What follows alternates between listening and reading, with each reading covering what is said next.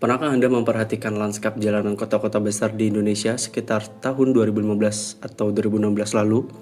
Pada masa itu, terjadi sebuah fenomena disrupsi yang luar biasa, masif. Gelombang transportasi berbasis aplikasi online datang dan langsung memukul mundur para pemain transportasi konvensional. Banyak perusahaan taksi legendaris yang tadinya menguasai pasar, tiba-tiba harus gulung tikar dalam hitungan bulan.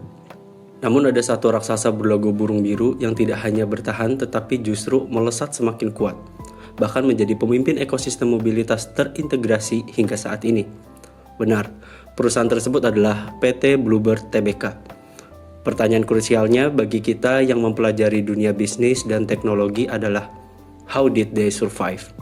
Bagaimana mereka bisa lolos dari lubang jarum disrupsi tersebut? Jawabannya bukan sekedar karena mereka memiliki modal yang besar atau jumlah armada yang banyak. Kunci utamanya terletak pada keberhasilan mereka mengeksekusi sebuah konsep yang di dalam dunia sistem informasi disebut sebagai Business IT Alignment atau keselarasan strategik antara visi bisnis dan kapabilitas teknologi. Banyak perusahaan di luar sana terjebak dalam paradigma lama. Mereka membakar anggaran teknologi hingga miliaran rupiah hanya untuk membuat aplikasi kosmetik, tanpa memahami apakah teknologi tersebut selaras dengan model bisnis inti mereka. Akibatnya, IT hanya menjadi cost center atau beban biaya operasional yang sia-sia. Melalui laporan studi kasus komprehensif yang telah saya susun dalam dokumen berjudul Studi Kasus Bluebird, saya ingin mengajak Anda semua untuk membedah bagaimana perencanaan strategik sistem informasi digunakan sebagai cetak biru arsitektur masa depan untuk mengubah IT menjadi sebuah value creator yang menghasilkan keuntungan kompetitif berkelanjutan.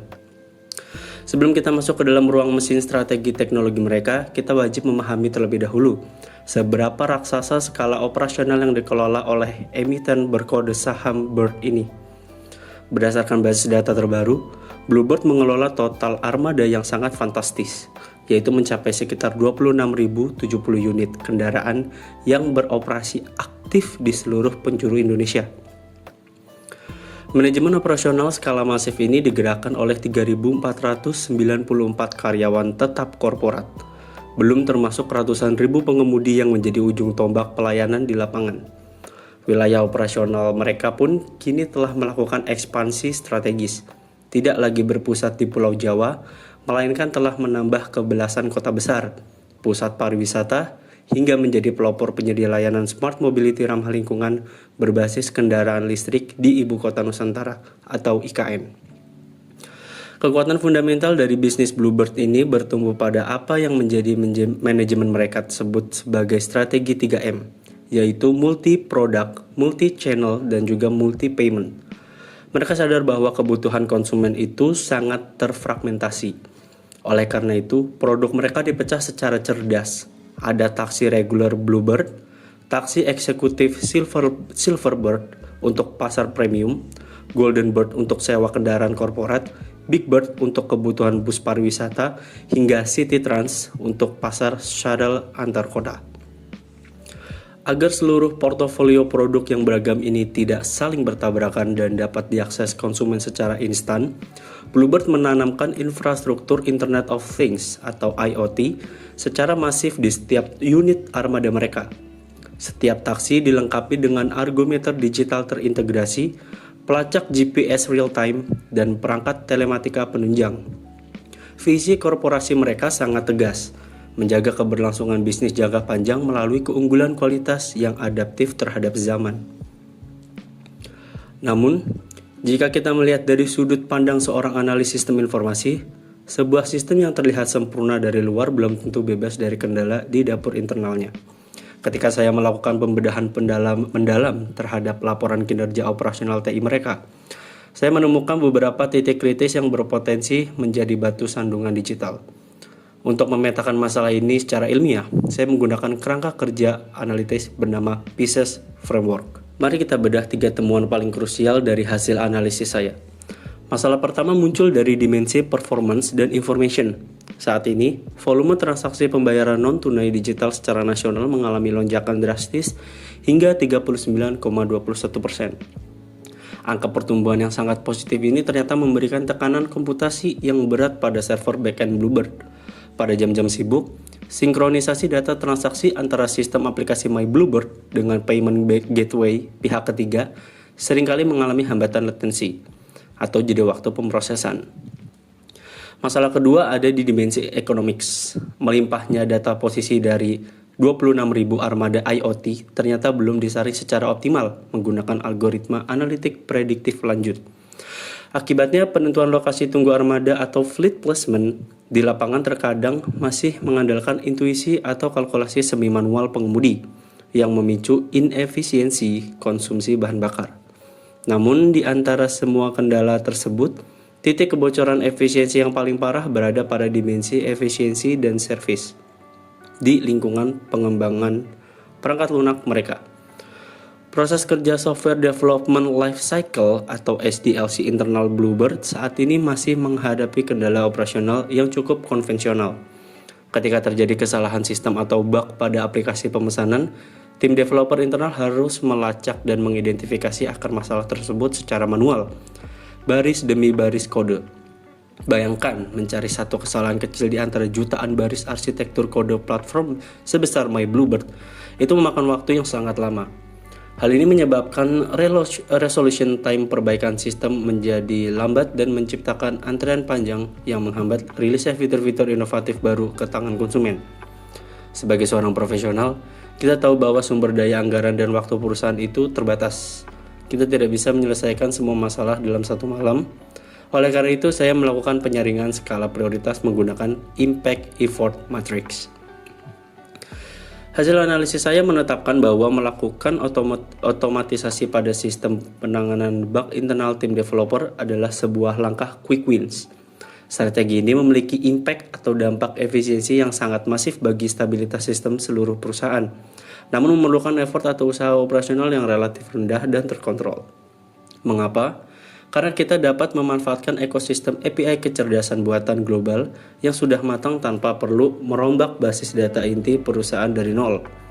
Dari titik inilah, gagasan mengenai proyek platform Bugsmesh AI dirumuskan. Nah, sebelum kita melangkah lebih jauh ke detail teknis dari Bugsmesh AI, mari kita naik satu tingkat ke analisis makro bisnis untuk melihat apakah solusi ini sinkron dengan kondisi lingkungan industri. Pertama, kita bedah dari kacamata analisis eksternal, yaitu PESTEL. Dari faktor politikal, regulasi pemerintah mengenai integrasi transportasi pintar di proyek Ibu Kota Nusantara atau IKN mewajibkan Bluebird memiliki sistem IT yang adaptif. Dari faktor ekonomik, pertumbuhan transaksi digital nasional sebesar 39,21% tadi adalah sinyal bahwa ketergantungan pasar pada kendala sistem pembayaran aplikasi sudah tidak bisa ditawar lagi. Namun yang paling krusial adalah faktor legal. Penegakan hukum terkait Undang-Undang Perlindungan Data Pribadi atau Undang-Undang PDP di Indonesia kini sudah sangat ketat. Kebocoran data komunikasi antara pengemudi dan penumpang akibat kegagalan sistem bisa berujung pada sanksi hukum dan denda finansial yang sangat berat bagi korporasi.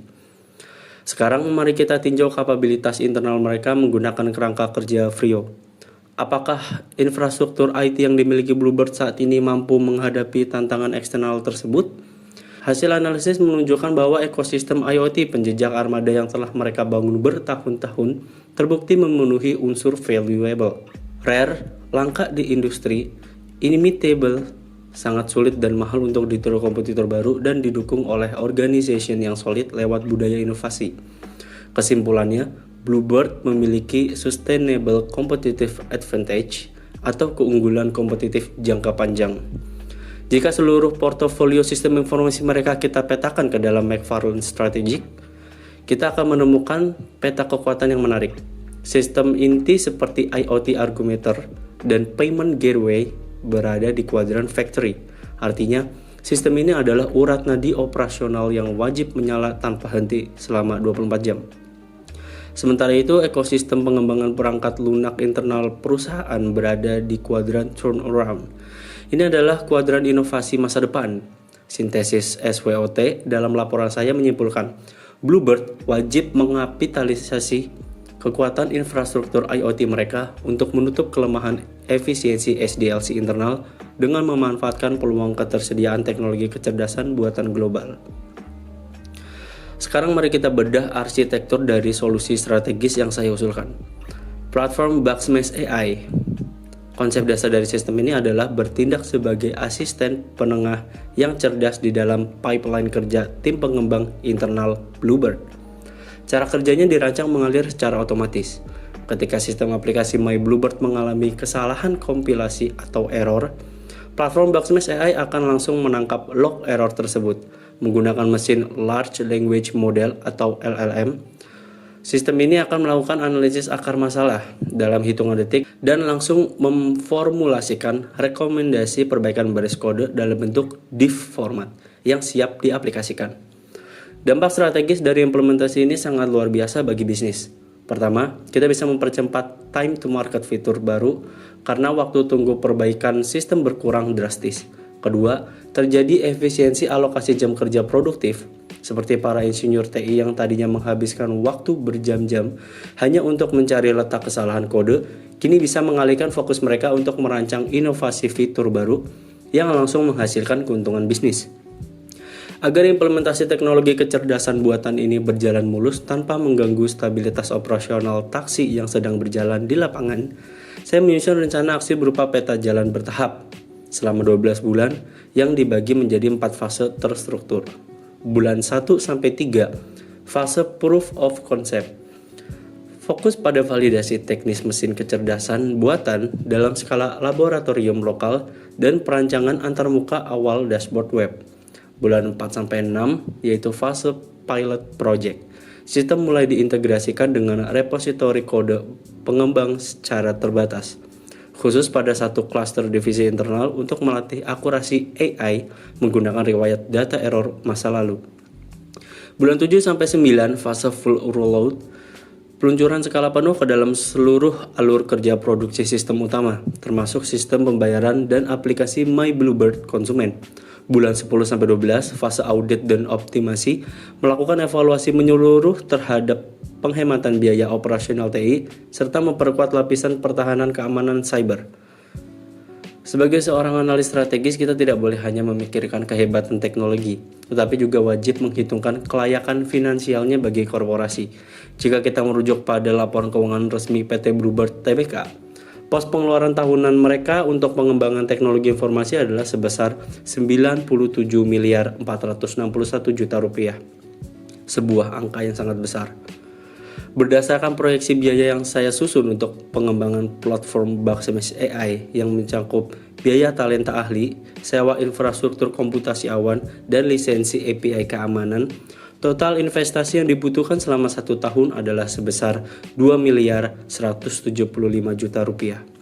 Perhatikan rasio ini.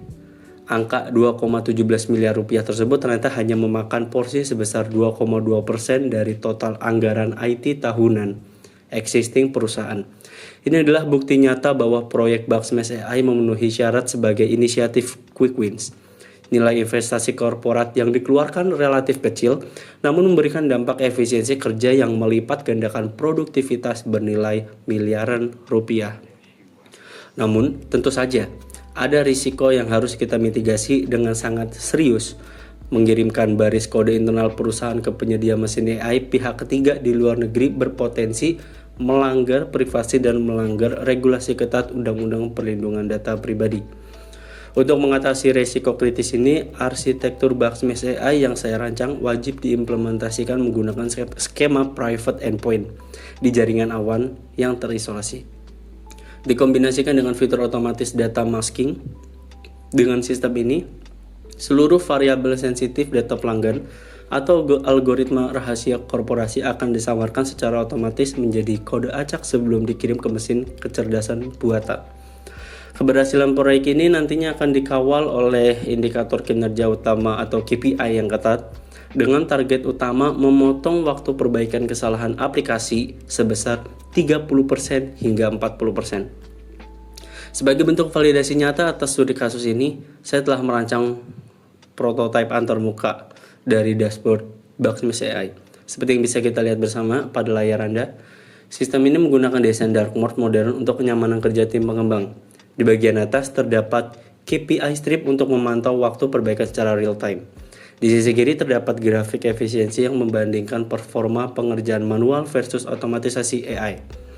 Di bagian tengah adalah antrian tiket kesalahan sistem yang masuk dari komponen IoT Armada.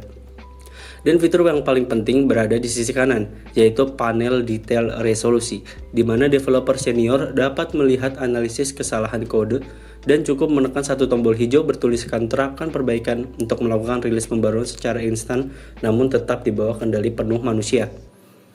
Kesimpulan akhir yang bisa kita ambil adalah transformasi digital yang sejati di era kecerdasan buatan ini bukan terletak pada seberapa sering sebuah perusahaan mengganti aset fisiknya, melainkan pada seberapa cerdas mereka melakukan otomatisasi proses kerja di dapur internal operasionalnya.